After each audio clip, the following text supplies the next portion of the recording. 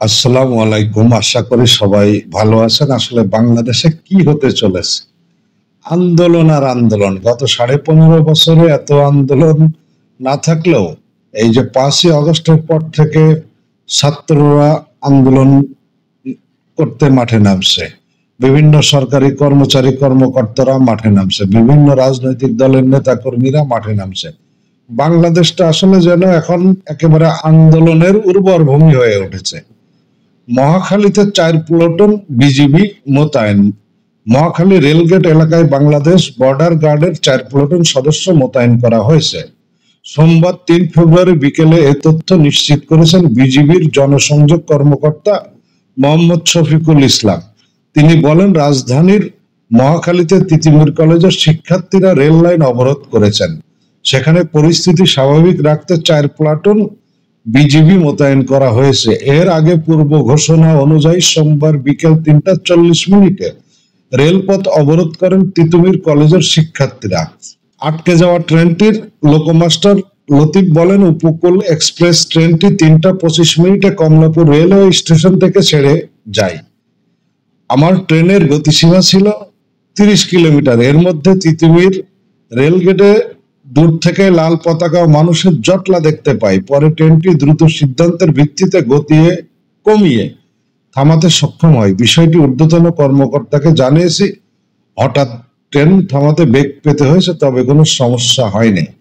এর আগে Gulshan link road অবরোধ করে বিক্ষোভ করেন সরকারি তিতুমীর কলেজের শিক্ষার্থীরা। পূর্ব ঘোষিত কর্মসূচি অনুযায়ী আজ সোমবার দুপুর 12টার পর তারা সড়কের উপর বাস ফেলে যানবাহন চলাচল বন্ধ করে দেন। আন্দোলনরত শিক্ষার্থীরা বলছেন, দাবি না হওয়া পর্যন্ত তারা আন্দোলন চালিয়ে যাবেন। অবরোধ চলাকালীন অ্যাম্বুলেন্স ও রোগী পরিবহনের গাড়ি ছাড়া অন্যান্য গাড়ি চলতে দেবেন না। উল্লেখ্য, সরকারি তিতুমীর কলেজকে বিশ্ববিদ্যালয়ে রূপান্তরের দাবিতে বেশ কয়েক মাস ধরে আন্দোলন করে আসছে প্রতিষ্ঠানটির শিক্ষার্থীরা।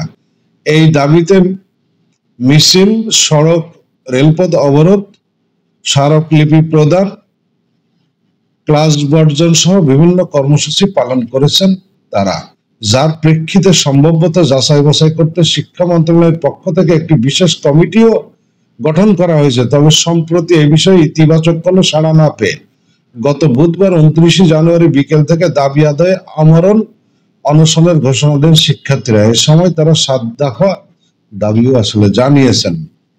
তো এই হচ্ছে আপনার সার্বিক পরিস্থিতি। আপনারা জানেন যে বেশ কয়েকদিন ধরে আসলে যে মহাখালীর সরকারি তিতুমীর কলেজ, সেই কলেজের শিক্ষার্থীরা দাবি করেছেন যে তাদের কলেজকে বিশ্ববিদ্যালয়ে রূপান্তরিত করতে হবে, এবং তাদের সেই দাবি দেওয়াগুলোর মধ্যে আসলে তারা 7টি দাবি উত্থাপন করেছেন, যেগুলো হলো তিতুমীর বিশ্ববিদ্যালয় রাষ্ট্রীয় স্বীকৃতি দিতে বিশ্ববিদ্যালয় একাডেমিক ক্যালেন্ডার প্রকাশ করতে হবে, তিতুমীর বিশ্ববিদ্যালয় প্রশাসন গঠন করে 2024-25 সেশনের ভর্তি কার্যক্রম পরিচালনা করতে হবে, শতভাগ শিক্ষার্থীর আবাসন ব্যবস্থা নিশ্চিতকরণ নতুবা অনতি বিলম্বে শতভাগ শিক্ষার্থীর আবাসিক খরচ বহন করতে হবে, 2024-25 শিক্ষাবর্ষ থেকে আন্তর্জাতিক মানসম্পন্ন ন্যূনতম 2টি বিষয় আইন ও জার্নালিজম বিষয় সংযোজন করতে হবে, একাডেমিক কার্যক্রম পরিচালনার জন্য যোগ্যতা সম্পন্ন পিএইচডি ধারী শিক্ষক নিয়োগ দিতে হবে, শিক্ষার গুণগত মান